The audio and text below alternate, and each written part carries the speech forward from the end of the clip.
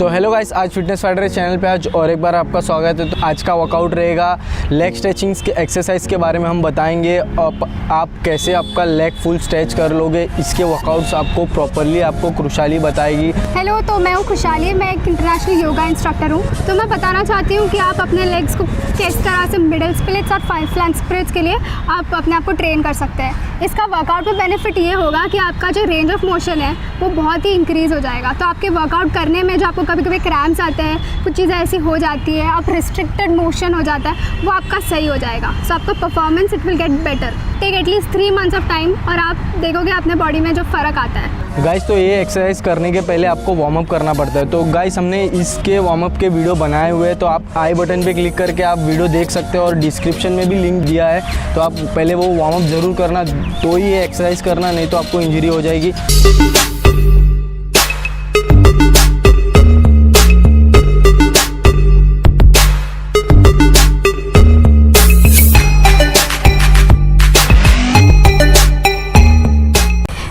Start करते हैं एक लाइट एक्सरसाइजेस के साथ, जिसके वजह से आपकी बॉडी एकदम लूज हो जाएगी। So let's start with some basic kicking. So हम स्टार्ट करेंगे पहले साइड किक्स के साथ में। अगर आपको चाहिए, आपके बैलेंस नहीं आ रहा है आपका, तो आप किसी चीज़ को पकड़ सकते हैं या फिर वॉल के साथ में कर सकते हैं। So you just slightly start with kicking slowly. Focus अपना ये पैर पर रखना है जो हिल नहीं रहा है। जो थोड़े एडवांस है वो पूरा पावर लगा के ऊपर की तरफ खींच सकते हैं, ठीक है। People who are wanting to do increase the flexibility, आप अपना पैर ऊपर लेके जाते टाइम पे पॉइंट करते रहिए। इसके करेंगे 5 राउंड्स to 10 राउंड्स। इसके बाद हम करेंगे बैक किकिंग, तो वो कुछ इस तरह होंगी। सेम फोकस अपना स्टेबल लेग पे रहेगा और ये पीछे की तरफ पुश करते जाइए। People who are doing advanced, it is the same thing. Just try to kick it back higher. Same करना है 10 rounds to 15 rounds, whatever suits you. और अब करेंगे फ्रंट किकिंग। अपने पेट को अंदर की तरफ क्रंच करते जाइए। जब भी आप ऊपर किक कर रहे हैं, आप एक्सेल करते जाइए। जो एडवांस है, आप हाथ इस तरह ऊपर रख सकते हैं और उसे किक करने की ट्राई करें। ट्राई करिए कि आप अपना हाथ ऐसे नीचे ना लेकर आए। Take it up. Let's start with the actual stretches. अब हम करेंगे फॉरवर्ड बेंडिंग। तो उसके लिए आई रिकमेंड कि आप कुछ ऐसी चीज़, अगर आप एकदम ही बिगिनर हो तो आप आइदर ब्लॉक्स यूज़ कर सकते हैं या फिर पिलो या फिर कोई ऐसा एलिवेटेड सरफेस जिसके ऊपर आप अपना वज़न डाल सके। तो let's start with simple forward bend. Forward bend करने से पहले अपने स्पाइन को पूरी तरह से स्ट्रेच कर लेना चाहिए। So whenever you are bending forward, हम अपने आप को एकदम अच्छे से स्ट्रेच करेंगे। So take your hands up, inhale up and exhale, bend forward. अगर आप पूरी तरह से नीचे नहीं झुक पा रहे हैं तो आप कोई भी सरफेस को ऐसे पकड़ सकते हो और बस अपने पैर सीधे रखें। इसे मोड़ने की ज़रूरत नहीं। अगर आप मोड़ेंगे तो आपके हैमस्ट्रिंग्स जो है, जो आपके पैर के पीछे वाला हिस्सा होता है, वो स्ट्रेच नहीं हो पाएगा। सो बस यहाँ पर या जहाँ पर भी आप हाथ से भी कर रहे हो, तो आप सीधे रखें अपने पैर। ब्रीथ करते रहिए। यू कैन स्वे साइड टू साइड। अगर आप यहाँ पे कंफर्टेबल है और आप नीचे झुक नहीं पा रहे हो, फिर भी आप अपना वेट पीछे की तरफ, अपने हिप्स पीछे पुश करें ताकि अपना हैमस्ट्रिंग्स और ज़्यादा स्ट्रेच हो। अगर आप कंफर्टेबल हो, धीरे धीरे आपके हाथ नीचे आएंगे and you can bend forward like this. जैसे जैसे आपकी स्पाइन खुलती जाएगी, वैसे वैसे आप नीचे और झुक पाओगे। We will inhale up. Blocks use करना इजी होता है, so it's good for your body. अभी हम करेंगे लंजेस, जैसे आप जिम में करते हो। एक पैर पीछे रखेंगे, पीछे जाने देंगे जितना हो सकता है। अब हमें अपना ये पार्ट अच्छी तरह से स्ट्रेच करना है। अगर आप यहाँ पर कंफर्टेबल है, अपना पैर ऐसे नीचे रख दीजिए। ट्राई करिए कि आप जितना नीचे हो सके झुकना है। अपना नी अपने पैर से आगे जाएगा, चलेगा। Try to keep it back. से यहाँ पे होल्ड करिए, ब्रीथ करते रहिए।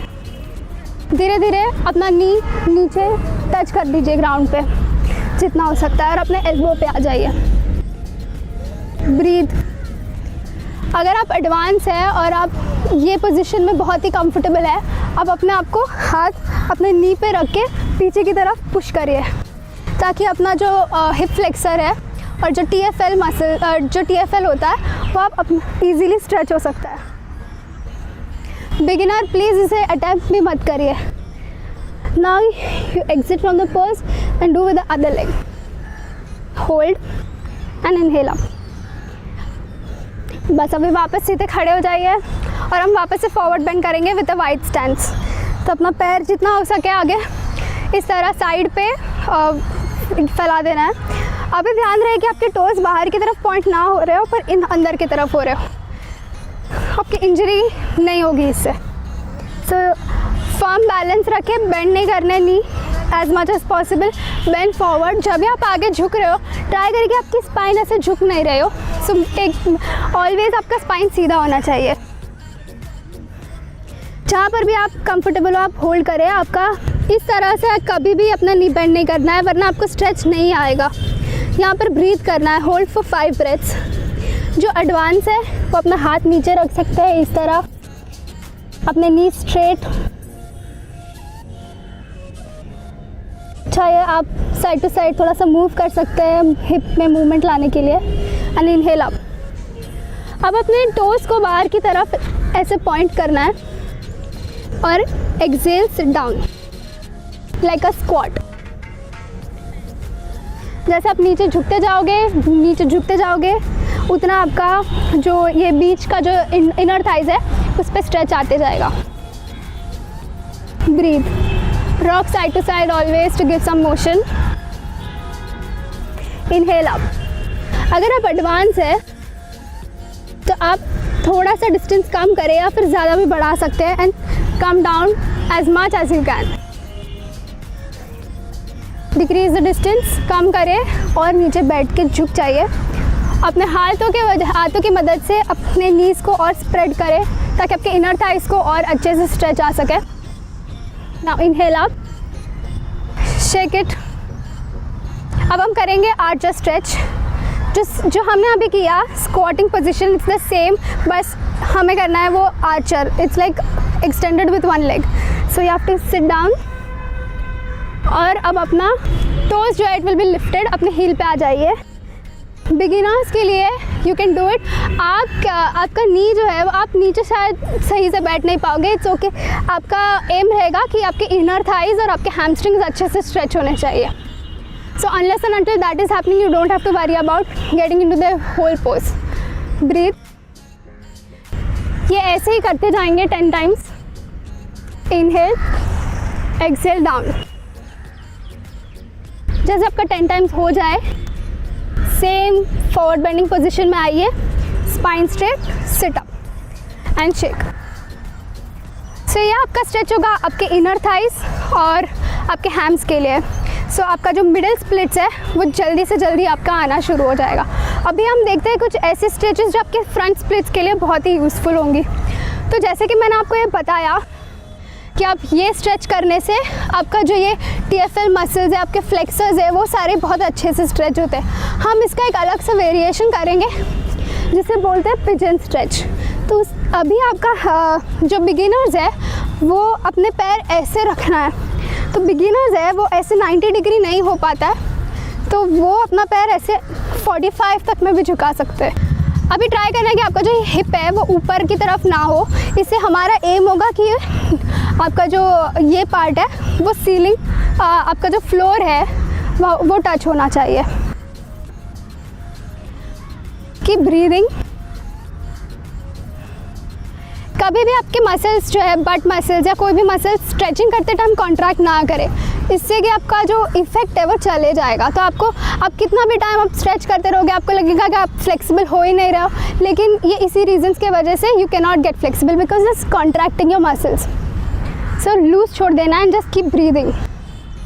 जैसे ये हो जाए, फॉर एडवांस पीपल 90 डिग्री आपका लेग्स रहेगा और अपने हाथ अपने पैर पर लगा के उसे पीछे की तरफ बेंड होते जाइए so that your muscles get an intense stretch. So guys अभी हम ट्राई करेंगे अटेम्प्ट करने की फ्रंट स्प्लिट्स।